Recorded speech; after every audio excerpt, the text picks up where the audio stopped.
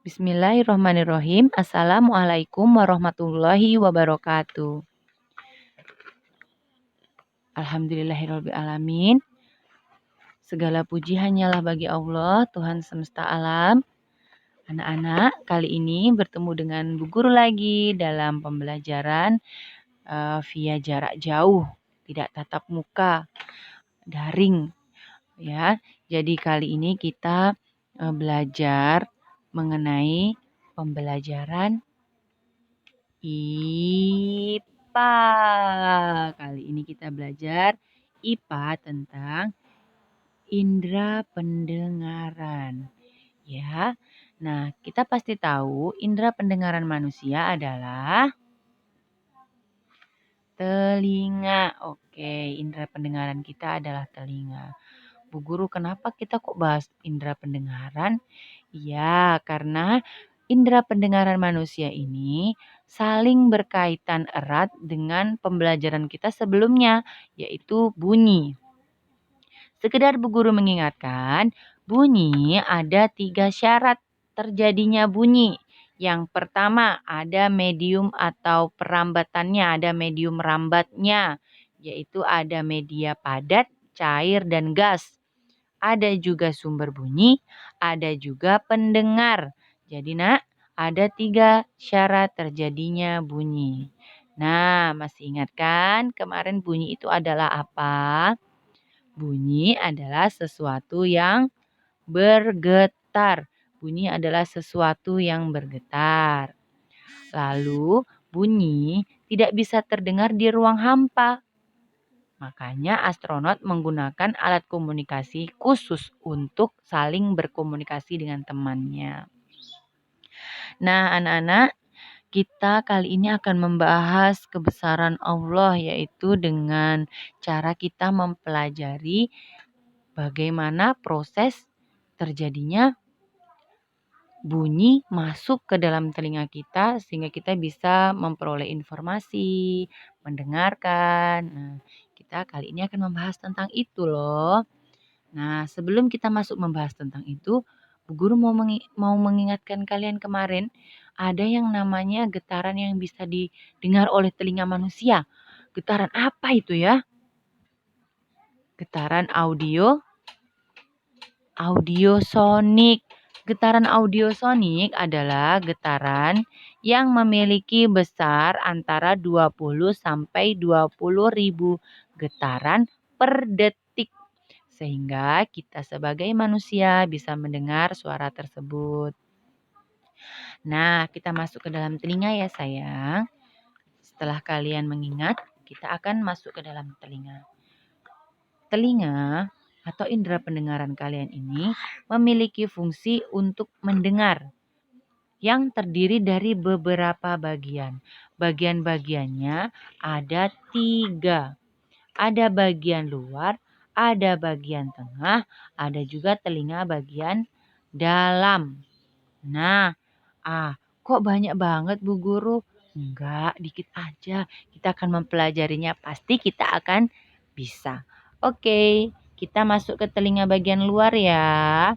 Ayo tangan kita meraba telinga bagian luar. Sebelum kita meraba telinga bagian luar, tolong Kak anak-anak buka MBP halaman 76 sehingga kita bisa belajar sambil memahami apa yang Bu Guru sampaikan. Oke, sudah? Kalau sudah tangan di telinga. Telinga bagian luar itu ada yang pertama kita raba adalah daun telinga. Daun telinga kita yang berbentuk corong ini berfungsi untuk menangkap suara atau menangkap bunyi. Nah, pada tahap selanjutnya itu bunyi masuk ke dalam lubang. Ayo kita pegang lubang telinga kita. Nah, lubang telinga ini adalah masuknya sebagai tempat masuknya bunyi. Nah, kalau sudah masuk ke lubang, masuk ke liang. Dia masuk ke liang telinga. Di liang telinga ini bunyi dilepas. Sehingga bunyi itu bisa menggetarkan gendang telinga. Di sini gendang telinga berfungsi meneruskan gelombang suara atau bunyi itu masuk ke dalam telinga bagian tengah dan telinga bagian dalam. Nah, ini telinga bagian tengah. Telinga bagian tengahnya itu ada tulang-tulangnya banyak. Ada yang pertama tulang martil. Nah, ada tulang martil berfungsi menyusun tulang pendengaran pada manusia. Ada tulang landasan. Tulang landasan di sini berfungsi sebagai tulang pendengaran yang menghubungkan antara tulang martil dan tulang sangurdi. Tulang sangurdi di sini adalah memiliki fungsi sebagai menerima getaran suara dari tulang landasan. For your info, tulang sangurdi ini adalah tulang yang kecil dan ringan pada organ manusia. Oke. Yang keempat, pada telinga bagian tengah adalah saluran eustachius. Di sini, saluran eustachius ini menghubungkan telinga tengah dengan rongga mulut. Makanya ada dokter yang saling berhubungan, yaitu dokter THT, yaitu telinga, hidung, dan tenggorokan. Karena saling berhubungan, makanya ketika kita sakit batuk, kadang-kadang kita juga nanti akan pilek.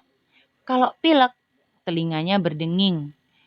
Toh, maka dari itu kita memiliki organ telinga, hidung, tenggorok ini saling berhubungan. Oke, anak-anak, pernahkah juga kalian naik ke atas gunung atau naik pesawat tiba-tiba telinganya berdenging? Nah, itu disebabkan karena ada udara yang masuk ke dalamnya. Bagaimana cara mengatasinya?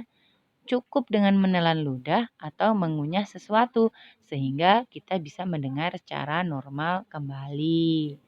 Nah, ini telinga tengahnya ada 4 ya, ada tulang martil, tulang landasan, dan tulang sangurdi. Yang keempat adalah yang keempat adalah saluran eustachius. Oke. Lanjut kita ke bagian dalam. Di bagian dalam ada 3 saluran setengah lingkaran, memiliki tujuan atau fungsinya menyeimbangkan tubuh. Ada juga tingkap oval atau tingkap jorong di sini adalah untuk memperbaiki getaran yang akan diteruskan ke rumah siput. Rumah siput atau koklea itu adalah memiliki fungsi sebagai mengubah getaran menjadi impuls atau mengirimnya, yaitu mengirimnya ke otak. Jadi rumah siput atau koklea ini sudah untuk berfungsi sebagai pengirim, sudah paling belakang ini, paling terakhir ini, dia rumah siput ini mengirim getaran ke otak sehingga otak bisa merespon bunyinya. Bunyi yang sudah kita tangkap tadi. Oke, nah di sini ada urutan tata cara atau sistem kerja telinga kita. Namun yang lebih simpel nanti Bu Guru akan di sini ada gambar tentang telinga kita. Yang pertama, bunyi tertangkap oleh daun telinga. Setelah itu, bunyi masuk ke lubang telinga. Setelah itu lagi, itu apa ya?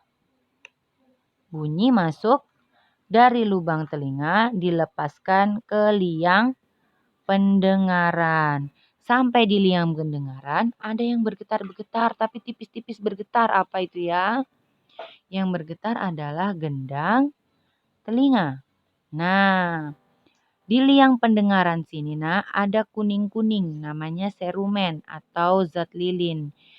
Nah, di sini itu ada namanya serumen atau zat lilin yang melepaskan minyaknya atau cairan itu bisa mengeluarkan cairan sendiri dikarenakan atau berfungsi untuk menangkap zat-zat yang berbahaya atau kotoran atau bakteri yang akan mengganggu sistem pendengaran kita. Jadi tertangkap karena lengket dia bisa melekatkan kotoran atau bakteri tersebut sehingga telinga kita tidak kena kotoran atau bakteri yang masuk. Nah, ini yang ini itu ini ya, telinga bagian luar. Jadi yang pertama kita suara bunyi itu bisa masuk ditangkap oleh daun telinga. Setelah itu masuk ke lubang telinga. Ayo sambil tangannya diraba-raba. Daun telinga berfungsi sebagai penangkap bunyi. Lanjut masuk ke saluran atau lubang telinga. Lubang telinga ini meneruskan ke liang telinga. Liang telinga melepaskan bunyi atau gelombang-gelombang tersebut sehingga menggetarkan gendang telinga. Nah, sampai di situ saja kah? Tidak, masih ada tulang bagian telinga yang bagian tengah. Di situ ada tulang martil, tulang landasan, dan tulang sangurdi. Nah, tadi yang meneruskan getaran itu tulang sangurdi ya, tapi tulang martil sama landasan ini tetap melakukan tugasnya. Nah, tadi yang tulang paling kecil apa? Yang paling kecil dan ringan? Tulang sangurdi. Oke, di situ ya. Nah, tulang martil itu letaknya di situ, tulang landasan di situ. Tulang landasan adalah penghubung antara tulang martil dan tulang sangurdi. Oke. Setelah dari tulang sangurdi, kita masuk ke telinga bagian dalam. Ada yang namanya tulang bagian dalam, ada saluran setengah lingkaran. Di situ letaknya ya. Itu penyeimbang tubuh kita.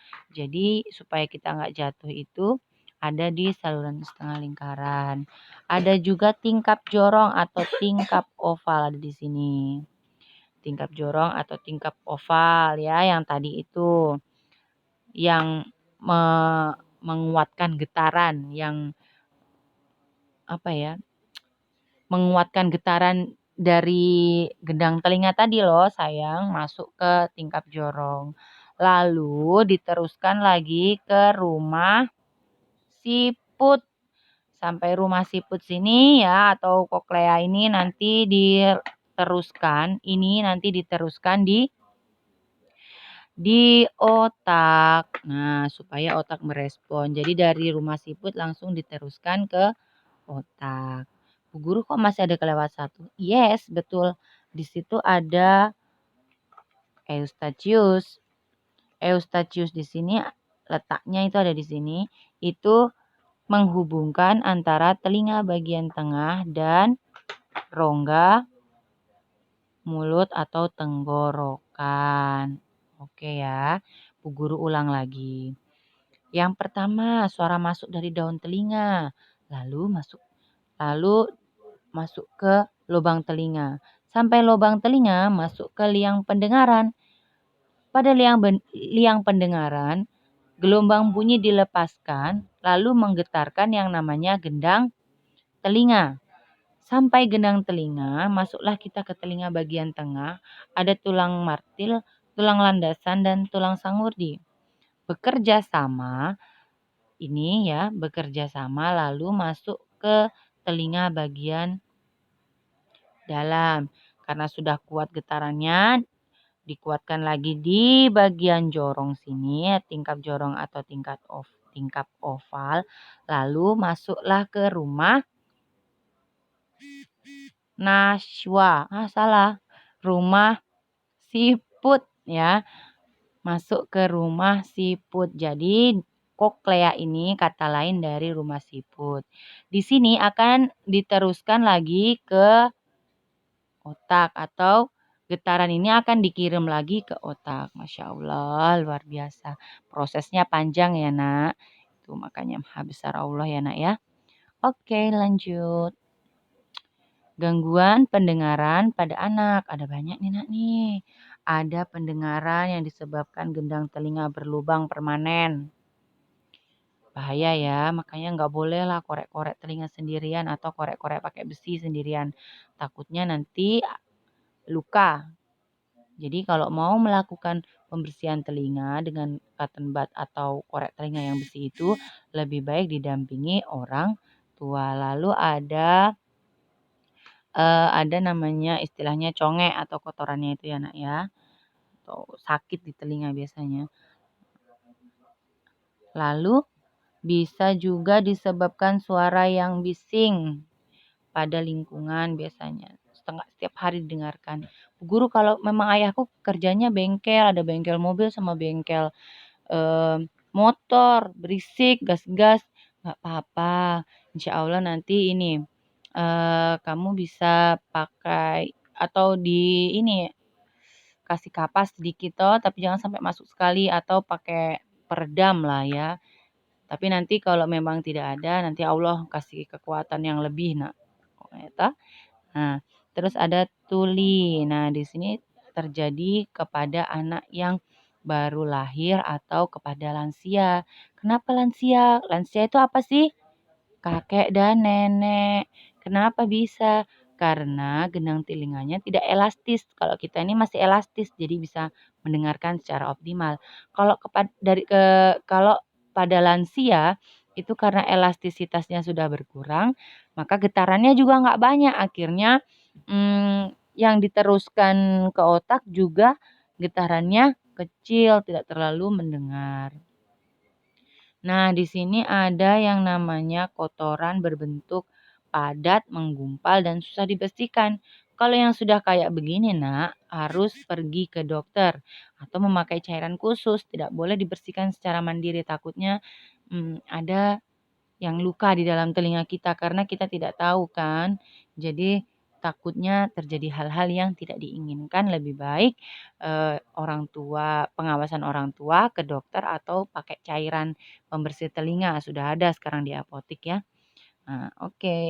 Ini Bu Guru kasih tips-tips melindungi telinga dari tips-tips melindungi telinga dari hal-hal yang membuat telinga kita menjadi sakit. Melindungi telinga ya. Yang pertama adalah disarankan menggunakan headset atau speaker di telinga dengan volume 60% dari volume maksimal. Biasanya pada HP kalau kamu tancap itu tancap earphone atau headset itu ada tulisannya tidak boleh, nanti bisa menyakiti telinga Anda begitu. Jadi memang sudah dianjurkan tidak terlalu kencang kalau pakai earphone atau headset. Terus hindari menggunakan headset atau earphone dari handphone yang sedang melakukan pengisian baterai atau di-charge. Yang ketiga, yaitu menghindari makanan yang mengiritasi seperti asam, berminyak, dan pedas. Tenggorokannya nanti infeksi kita yang susah ya, berdenging telinganya. Jadi menghindari. Kalaupun suka pedis, ya pedisnya yang pas-pas saja. Kalau berlebihan juga tidak baik. Menghindari lingkungan yang bising. Yang bising dihindari ya. Kalaupun nggak bisa dihindari, ya sudah. Insya Allah nanti ada cara yang lain. Kalian bisa browsing atau tanya ke orang tua. Bu Guru juga kalau Bu Guru kan ayahku bengkel bagaimana? Nggak apa-apa nanti itu memang mata pencarian orang tua terus nggak bisa kemana-mana nanti insya Allah Allah yang menguatkan telinga kita lah.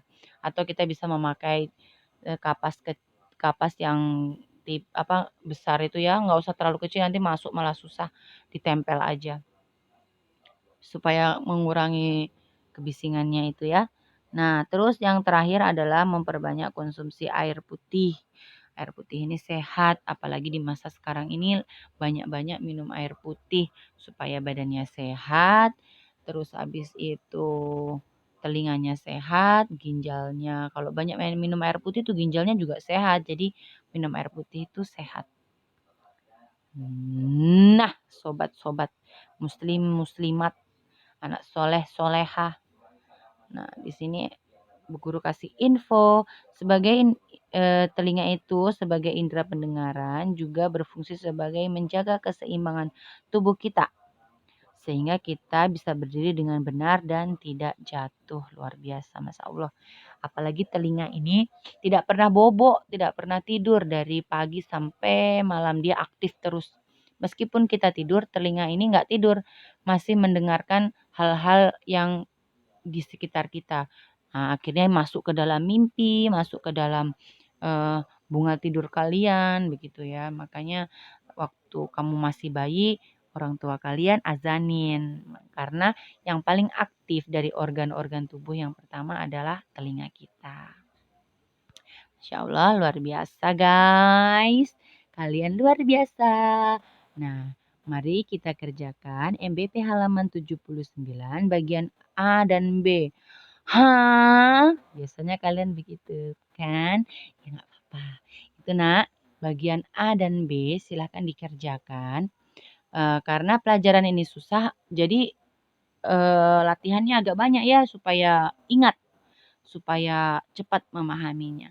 Anak-anak bunda, anak-anak ayah yang soleh dan soleha, pasti kalian bisa mengerjakan. Semoga Allah memudahkan kalian untuk menerima pelajaran dan memudahkan kalian mengerjakan tugas ini.